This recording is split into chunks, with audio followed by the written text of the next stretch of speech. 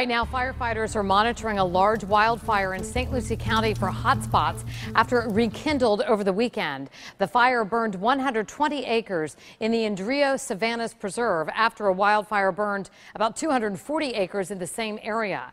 Now, outside, a small cloud of smoke and some smoldering near the airport. We're told there has not been much fire activity today. News Channel 5's John Shainman is live near the scene off US 1. He joins us now with what it's been like for those on the front lines battling this fire. John? I've been listening to the police and fire scanners over the last couple of minutes. We've heard a few calls, perhaps as people are getting home.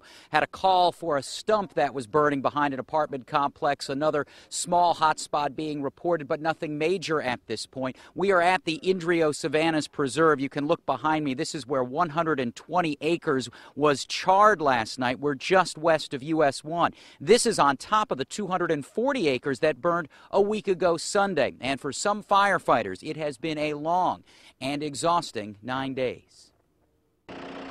Forest Ranger Jeff Curl gets set for another hot afternoon to check on last night's work. Rehabbing these lines, widening lines, making sure our lines held. Curl has been at the Heather wildfire in St. Lucie County since it first ignited a week ago Sunday. It goes into a different level of mental awareness and physical ability to keep up. Mentally and physically, we're exhausted, but we're here and we're doing our job and doing it to the best of our ability. When we're talking about wildfires, you or I might look at it from the big picture, the macro. Well, we don't see any big plumes of smoke, so everything must be okay, right?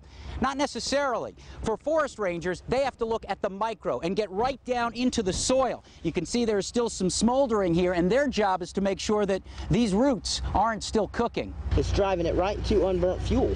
All that duff layer, that's all unburnt fuel, so it's going in there, and if it catches a leaf, see that leaf?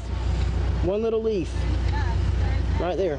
It hits that leaf, it can float across the line and it's off. Curl also checks for hot spots based on touch. So you take the ungloved hand, back part of your hand, and put it there. Now that's not warm. It's all cool.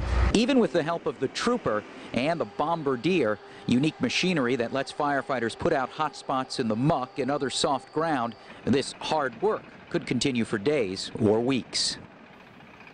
So firefighters and forest rangers are still on alert tonight, as they will be perhaps again for the next few weeks. But I want to show you something. We talk about fire destroying things. It's sort of nature's way of perhaps replenishing itself. Look down here. Already new sawgrass growth in just a week.